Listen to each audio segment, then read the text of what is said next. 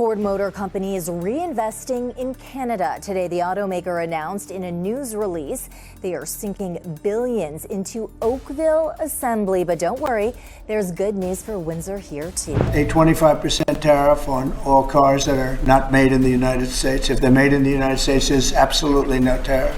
U.S. automaker Ford is delaying the start of electric vehicle production at its plant in Oakville, Ontario by 2 years. The plant was slated to begin production in 2025 and is now pushing that back to 2027. Trump promised tariffs would bring America's factories roaring back.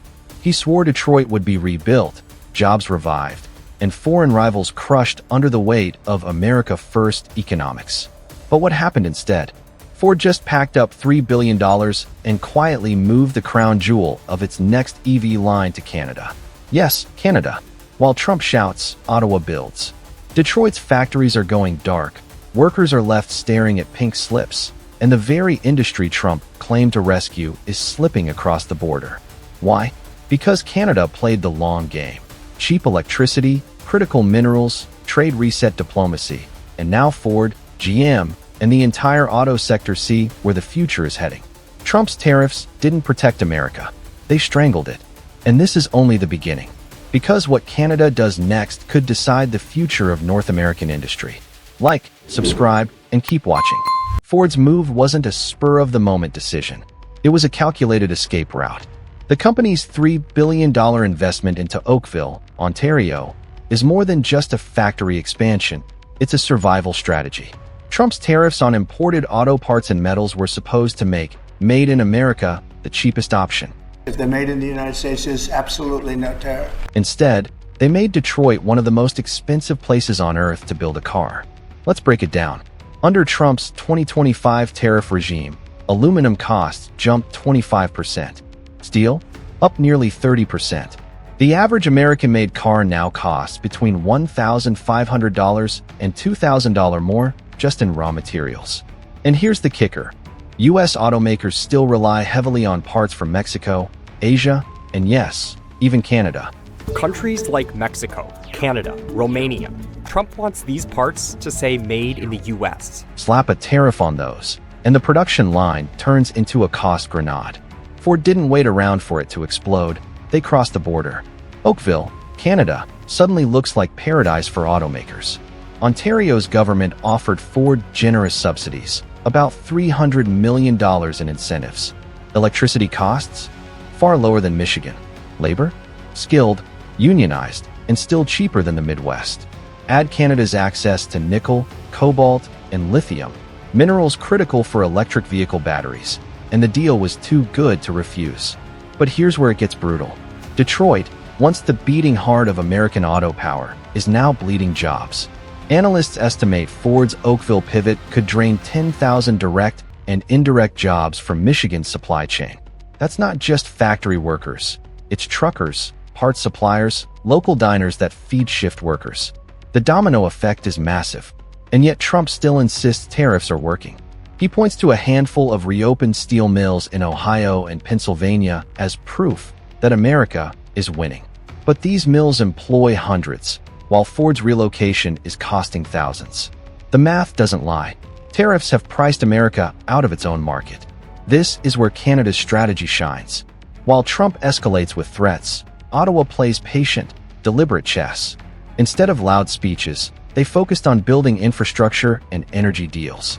Cheap hydroelectric power from Quebec, expanded mineral mines in Ontario and Manitoba, and a trade reset under the USMCA that quietly locked in Canadian leverage on auto rules of origin. Remember, USMCA was supposed to be Trump's big trade win. But buried in those hundreds of pages were provisions Canada insisted on, allowing more flexibility in sourcing EV materials. While Trump bragged on stage, Canada quietly wrote itself a golden ticket for the electric future. So when Ford looked at the map, the choice was clear. Pay tariffs and bleed money in Detroit, or move north and plug into a system designed for the EV boom. They didn't hesitate. $3 billion later, Oakville is buzzing with construction, while Detroit stares at empty lots and angry workers. And it's not just Ford. General Motors has already hinted at shifting future production to Canada. Stellantis is reviewing its battery supply chains. Even Tesla, which Trump once praised as the model of American innovation, has been quietly negotiating with Canadian officials for critical mineral access. One by one, the crown jewels of America's auto industry are flirting with Canada's embrace. This is the nightmare scenario for Trump's America First policy. Instead of reshoring, tariffs triggered offshoring. Instead of job creation, job evaporation. And while Trump tries to spin the chaos as a short-term pain for long-term gain, Canada is locking in permanent advantages. Look at the numbers. In 2024, Canada attracted over $20 billion in auto-related investments, most of it tied to EVs. The US? Investments fell by 15% compared to the previous year. Companies don't gamble billions. They go where stability and strategy exist. And right now, that place is not Detroit. But here's the kicker that few in Washington want to admit. Canada doesn't even need to win every factory, just enough to tilt supply chains north of the border. Once EV batteries are sourced in Ontario, once aluminum smelters in Quebec set the price floor, once nickel flows from Sudbury instead of Minnesota, the leverage is permanent. The US will be dependent on Canada for the very resources Trump thought tariffs would protect. Detroit is feeling it already. Union leaders warn that if Canada keeps pulling jobs north, bargaining power collapses. Michigan lawmakers are panicking, begging the White House to soften tariffs before the damage becomes irreversible. But Trump's response? Double down. He frames it as a loyalty test. Stand with America or stand with Canada. That's not policy. That's theater. And while he performs for cameras, Ford and GM executives are flying to Ottawa, shaking hands with Canadian ministers, and signing deals that lock in decades of future production. And what's coming next will shock Washington even more. Because Canada isn't just winning factories, it's building an industrial ecosystem that America can't easily replicate. But that wasn't the whole story. Because Canada's strategy wasn't just about luring Ford with subsidies. It was about reshaping the entire North American auto industry from the ground up. And that's where the real trap begins. Canada's masterstroke isn't just about Ford, it's about control. While Trump screams about tariffs and bringing jobs back, Canada is quietly building the backbone of tomorrow's auto empire. And they're doing it piece by piece, like a grand strategy game where every move reshapes the board. Start with electricity. EVs run on batteries, but batteries are useless without cheap, reliable power to build and charge them. Canada holds the trump card. Hydro. Quebec alone produces more hydroelectricity than California, Texas, and New York combined. It's cheap, renewable, and stable. Ontario, Manitoba, and British Columbia add even more to the grid. Automakers know that energy costs can make or break a factory. In Detroit, tariffs made steel and aluminum expensive. In Ontario, hydro makes everything cheaper. It's the invisible subsidy Trump can't compete with. Then there are minerals. Nickel from Sudbury, cobalt from northern Ontario, lithium exploration booming across Quebec and Manitoba. These aren't just commodities, they're lifelines for EVs. The US spent years depending on imports from China, Indonesia, and the Congo. Trump's tariffs never solved that vulnerability. Canada, meanwhile, has quietly positioned itself as a Western alternative, friendly, reliable, and right next door. And here's the twist. Under USMCA rules, vehicles built with Canadian minerals still count as North American. That means Ford can build EV batteries in Ontario using Canadian nickel, then ship the finished cars into the US tariff-free. Trump's own trade deal just handed Canada the keys to the future. But Canada didn't stop there.